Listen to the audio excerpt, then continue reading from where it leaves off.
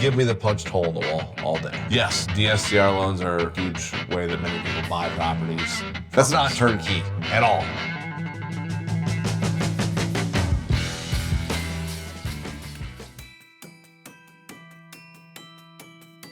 I think we're really recession resistant because we're talking about hospitals, Amazon, large employers like that they're not the highest paying jobs, but they're steady jobs that provide a livable income here in Northeast Ohio. There's no one employer that is dominating the entire market. It's not like a Detroit situation where you have Ford and if Ford goes out, you're done.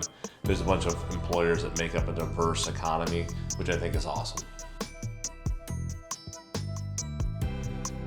You're gonna buy a house between 130 and 140 grand. After your maintenance holdback, your vacancy consideration, you're gonna be cash flowing around $300.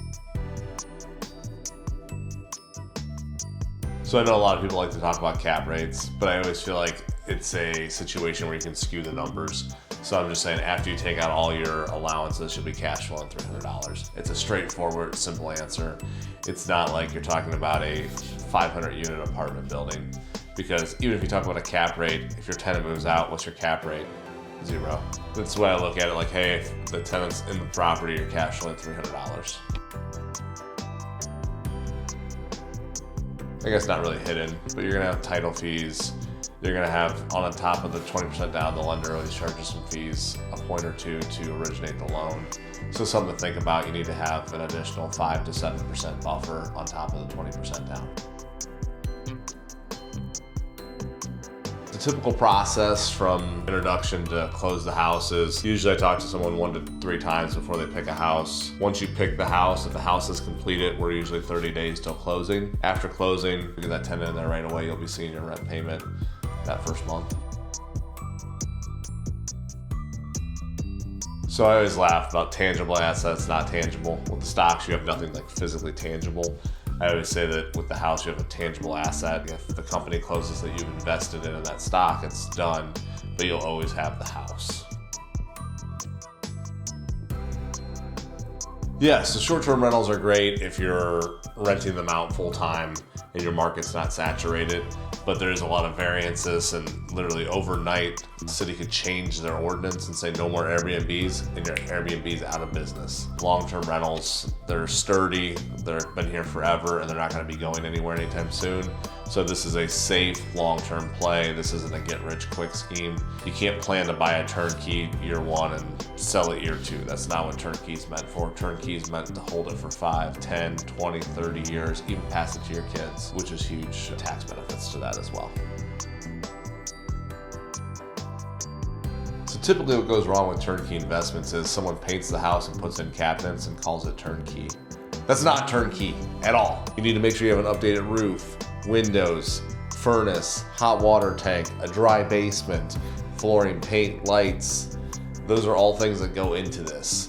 If your mechanicals don't have 10 years of life plus on them, so your HVAC, your hot water tank, your roof, CapEx items, I would be concerned it's not truly turnkey. Just because something's rentable doesn't mean it's turnkey. To stop tenants from not paying, the big thing is upfront vetting. So we used to do 3 times gross income. Now we do 3 times net income. Can't pay rent with the money that you have to give to the government. So I learned this when I was 25. I bought my first turnkey rental. It was great. It had new cabinets, paint, lights, but I soon found out after we closed, the furnace was 35 years old, older than I was at the time. Hot water tank was 18 years old. Both of those went within the first 3 months. That is not a turnkey property, okay? That's not what we do. Those would have been replaced before we sold them.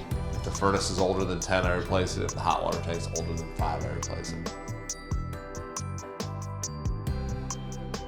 All right, so everyone's always worried about, how the tenant lives. Is the carpet gonna get messed up? Is there gonna be a hole in the wall? I'll take the hole in the wall all day long over the roof leak. Because that hole in the wall, $100, $200 patch, no big deal, right? That leak in the roof could cost you $10,000, $15,000. So that's why we focus on making sure those roofs are good, making sure the windows are awesome, making sure you have that new furnace. Give me the punched hole in the wall all day. I just gotta look and see what we're working with. If you can catch a lot of houses on the street to help turn it, plus there's already some good ones. What I like to see is not only my money that I'm investing working, but if there's someone else there investing money in their property, whether that's another landlord, homeowner, whoever it might be, if I can see signs that stuff's going on, trimmed grass, dumpsters outside, repairs going on, work trucks around. Those are things I like to see when I'm looking at houses.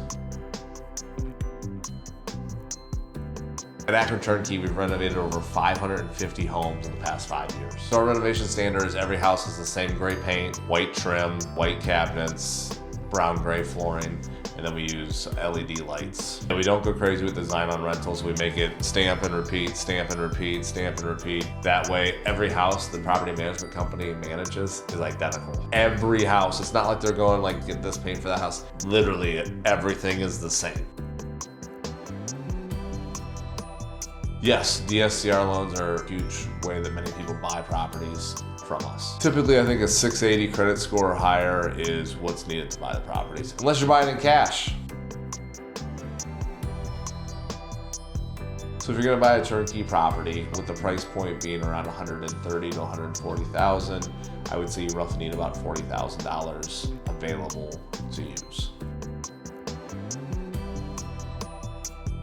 Yes, so I do have people that buy houses in their IRA, which is really a cool way to help grow your retirement account, especially in that Roth. So realistically, to scale your portfolio, you're gonna need capital to do this, okay? Depending on what your goals are. If you're thinking you're gonna replace your income on day one, that's not realistic. It's a route to replace it. It's an offset in retirement. It's a wealth building tool. I imagine most people will exit these properties either with a refinance, so they're not truly exiting, but they're re-pulling back out capital, so then maybe go buy another turnkey, or they're keeping them long-term, handing them to their kids, so they get that step up in basis, and then they get to recapture all the depreciation throughout their lifetime as well. Would be the two ways, and then I think some people are gonna sell them eventually, and then 1031 into other assets.